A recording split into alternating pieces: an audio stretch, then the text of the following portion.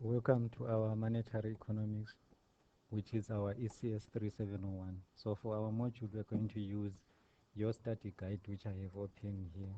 And instead, on top of the study guide, we are going to have some slides as well as the notes.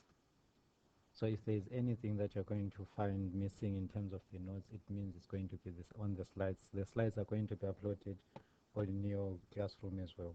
So you're going to have, in terms of notes, you're going to have notes. It's going to be written all unit notes, and for slides, it's PowerPoint slides.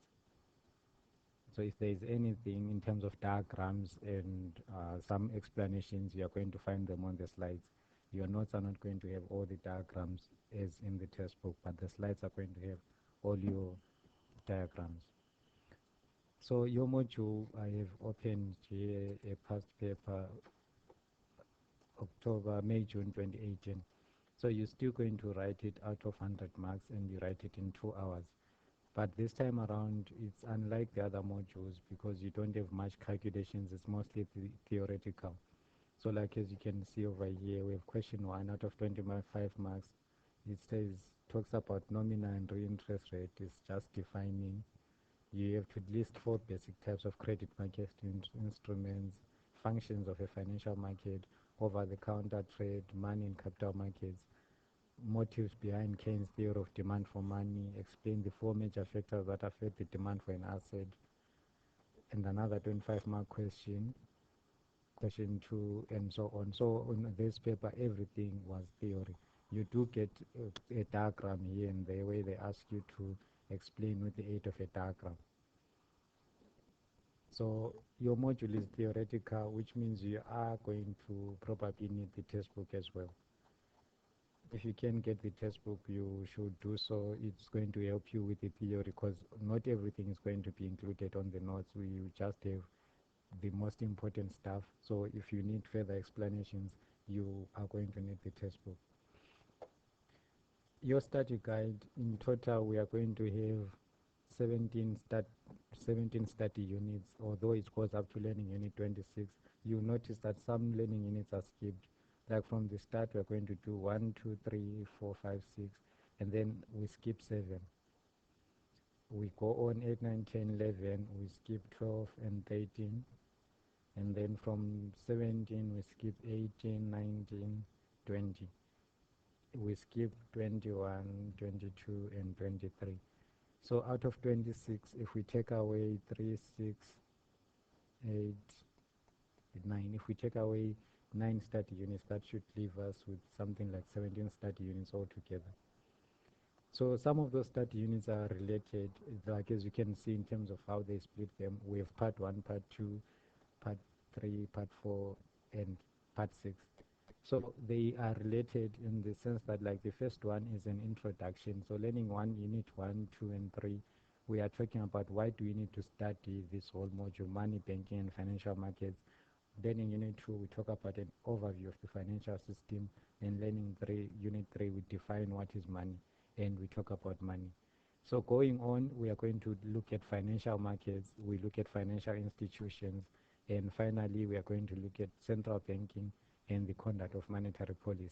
So the last part is monetary theory. It's just theoretical, talking about different theories of money. So we have quantity theory, we talk about inflation, demand for money, we talk about role and expectations of monetary policy, and so everything on the last part is related. So I would say part 6 is monetary policy. Then remember we said start unit 1 in terms of part 1. It talked about why study money, banking, and financial markets. 2 was an overview of financial system, and the third one was on money. So part 2, I would say, is related to learning unit 1. Part 3 is related to learning unit 2 because we are dealing with the financial system. That is where we find our financial institutions. And then the last part is going to be related to learning unit 3. So the introduction, we just have an introduction on what is money, but most of everything that falls under money, we are going to deal with it under central banking and conduct of monetary policy as well as monetary theory. So that's that. And then in terms of our notes, they are just straight to the point, not a bit of theory for some of the things. So for that kind of theory, we are going to use your slides. If there's anything that is not sufficient on your notes, you are going to supplement that with your slides as well. Overall, I would say it's not much of a difficult module. It's more like a continuation from your macroeconomics, your 2602. And if you have done a bit of banking, there is some units that we find from that section as well. So, but you do need to understand your theory and know the relevant diagrams. You need a lot of practice, so you have a lot of practice questions at the end of each study unit. So like for example, on our notes here on study unit 1, we go on up to the end. We have typical examination questions. So you would have to go over these and then try attempt the true or false review questions as well. On your study guide, we still have the same things on your study guide. So if we go on to study unit 1, your study guide is not very detailed. It's not probably going to help you a lot when in terms of material itself. But it is going to give us an indication of what we are supposed to look at and what we are supposed to know in terms of learning outcomes. So over here on study unit 1, it tells us the learning unit and what are the goals that you are supposed to know. So study unit 1 is simply about explaining the meaning of financial markets and financial instruments, for example. And towards the end of that study unit, we are going to get questions. So there's examination questions over here. You need to go over every question at the end of the study unit. So by the end, it's going to be a lot of questions, more than 20 questions. Once you are done with the study units, it's going to be close to 80 questions, but you need to go through all of them.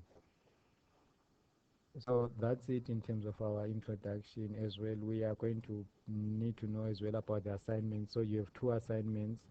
I have them over here. First assignment due on the 6th of March. It covers learning units 1 to 6.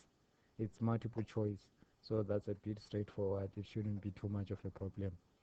And then there's a second assignment on June 23rd of April. It covers all the remaining learning units from learning unit 8 up to 26, and it's a written one.